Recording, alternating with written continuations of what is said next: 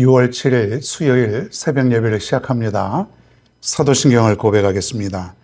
전능하사 천지를 만드신 하나님 아버지를 내가 믿사오며 그 외아들 우리 주 예수 그리스도를 믿사오니 이는 성령으로 잉태하사 동정녀 마리에게 나시고 본디오 빌라도에게 고난을 받으사 십자가에 못 박혀 죽으시고 장사한 지 사흘 만에 죽은 자 가운데서 다시 살아나시며 하늘에 오르사 전능하신 하나님 우편에 앉아 계시다가 저리로서 산자와 죽은 자를 심판하러 오시리라.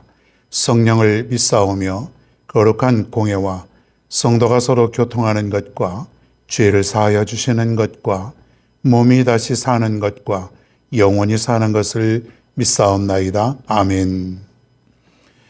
하나님의 말씀 사무엘상 26장 12절입니다.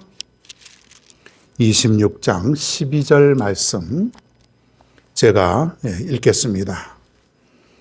다윗이 사울의 머리 곁에서 창과 물병을 가지고 떠나가되 아무도 보거나 눈치채지 못하고 깨어있는 사람도 없었으니 이는 여호와께서 그들을 깊이 잠들게 하셨으므로 그들이 다 잠들어 있었기 때문이었더라. 아멘. 잠든 자와 깨어있는 자, 이런 제목으로 오늘 말씀을 전합니다. 잠든 자와 깨어있는 자. 좀 영적으로 해석할 필요가 있습니다. 자, 계속되는 사울의 추격전을 우리가 묵상하게 됩니다. 사울의 추격, 다윗의 피난. 악한 사울은 선한 다윗을 계속해서 추격을 합니다. 죽이려고 하는 것이죠. 욕심이에요. 자신이 왕권을 유지하기 위해서는 인기가 있는 다윗을 가만히 내버려 둘 수가 없는 것이에요. 그러니까 저 다윗을 제거해야만 내 왕권이 든든하다. 그렇게 생각을 하고 있는 것이죠. 그렇게 살 수밖에 없을까? 왜 그렇게 살 수밖에 없을까? 그렇다고 다윗이 사울의 왕권을 빼앗고자 하는 것도 아닌데 뭐가 그렇게 불안하고 초조한지 모르겠습니다. 이 세상 살아가는 많은 사람들이 그래요. 나라와 나라의 전쟁도 그렇지 않습니까? 왜 그 나라를 꼭 전쟁을 일으켜서 쳐부숴야 되고 빼앗아야만 되는지. 참 인간의 욕심은 또 나라의 욕심, 끝이 없는 것 같습니다. 이 욕심을 버리고 살아간다고 하는 것 굉장히 귀한 것이죠. 우리가 쓸데없는 욕심, 안 가져도 되는 그 욕심 버려야 될 줄로 믿습니다. 항상 그 욕심에서 모든 죄가 나오게 되죠. 이 욕심이 잉태한 즉 죄를 낳고 죄가 장성한 즉 사망을 낳느니라. 작은 욕심까지도 우리가 등한시하지 말고 소리하지 말고 이 욕심이 자라고 있는 모습을 우리가 제거해야 됩니다. 이 욕심 때문에 결국은 인생이 망하게 되는 것이죠. 이 사울도 마찬가지예요. 지난 그 엔게디에서의 모습을 여러분 혹시 기억하십니까? 엔게디 황무지에서 3,000명의 추격대를 데리고 다윗을 추격하던 도중에 용변을 보러 한 굴로 들어갑니다. 다윗과 다윗의 군사들은 안쪽에서 숨을 죽이고 바라보게 되었어요. 근데 가만히 보니까 사울이 들어오는 것이에요. 절호의 찬스.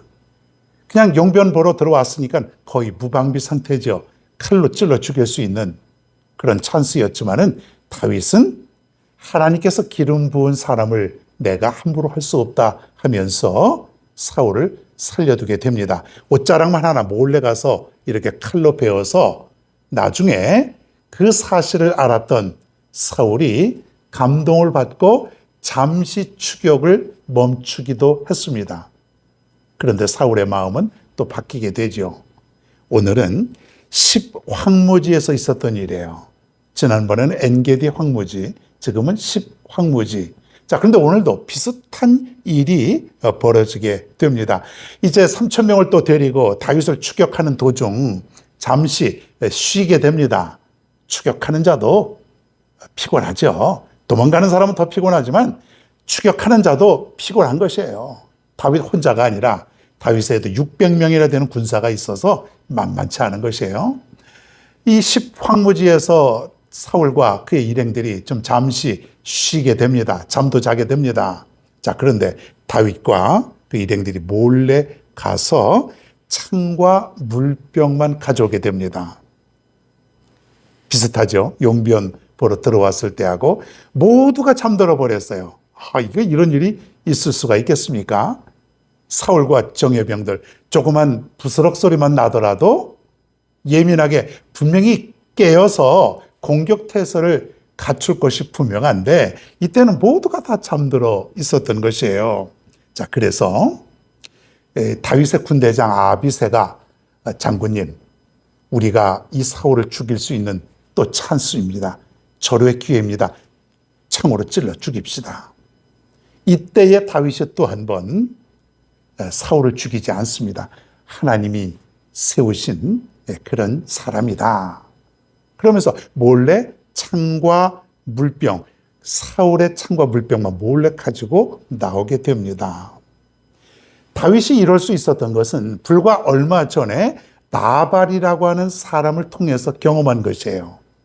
다윗이 복수심에 불타서 나발을 다 죽이려고 하지 않았습니까? 그런데 지혜로운 아비가일을 만나서 다윗이 복수를 하지 않고 하나님이 치셔서 나발이 시름시름 앓다가 열흘 만에 죽게 됩니다. 그때 다윗이 깨달은 것이에요. 내가 복수하지 않아도 하나님이 하신다. 그래서 이번 십황무지에서 쉬고 있는, 잠자고 있는 사울의 창과 물병만 또 가져 나온 것이에요. 다윗과 그의 일행들이 사울의 진영에 몰래 가서 칼과 물병을 가져올 수 있었던 것, 여러분, 인간적인 생각으로 이게 가능하지는 않습니다.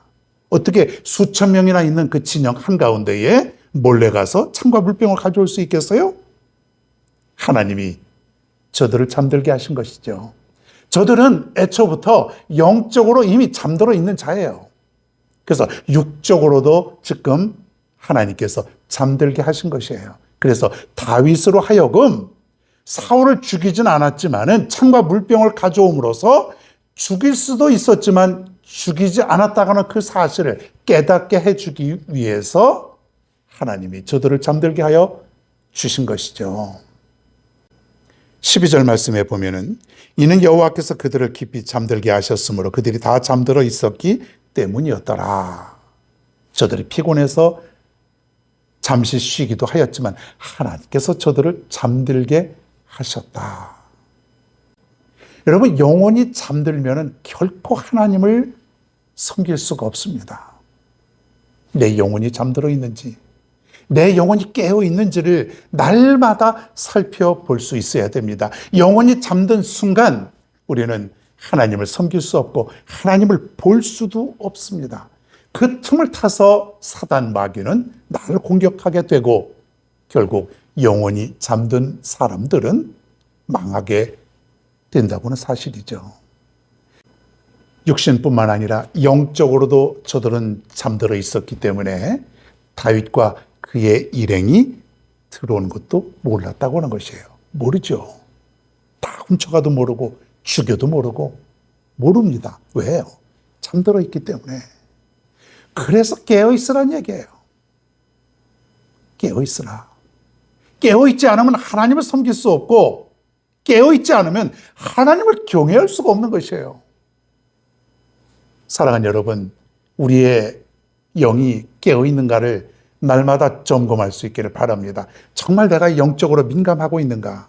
깨어있는가? 말씀에 늘 민감하여 그 말씀을 적용하고 내가 살아가는가?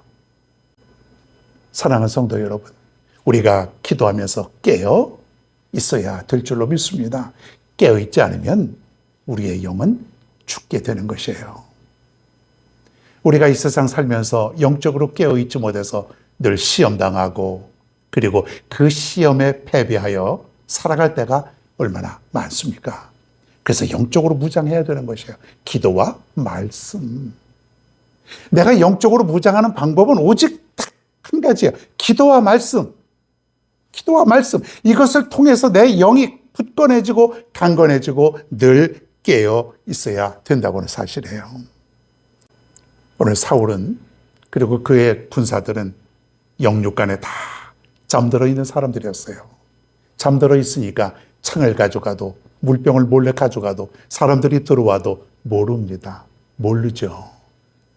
우리 안에 악한 사단 마귀가 들어오는지 안 들어오는지도 모르고 살아가는 그런 영적으로 잠든 자의 삶이 되어서는 안 될 줄로 믿습니다. 근신하고 깨어 있으라. 악한 마귀는 우는 사자와 같이 삼킬 자를 두루 다니며 찾는다 그랬습니다. 저 영혼이 잠자고 있구나. 저 영혼이 잠들어 있구나. 그러할 때에 악한 마귀는 우는 사자처럼 삼키고 있다고는 사실이에요. 내가 영혼이 잠들어 있다면 악한 마귀가 나를 삼키는 것이에요. 죽는 것이죠. 멸망하는 것이죠. 그래서 깨어 있으라 그런 얘기예요. 사랑하는 성도 여러분, 오늘 이 아침에 여러분의 영이 새롭게 출발하는 줄로 믿습니다. 이렇게 시작하면 됩니다. 오늘도 여러분이 이렇게 시작할 때에 악한 영은 여러분 곁에 얼씬도 하지 못하고 절대로 틈타지 못할 줄로 믿습니다. 오늘도 말씀으로 승리하며 살아갈 수 있는 여러분 모두가 되기를 바랍니다.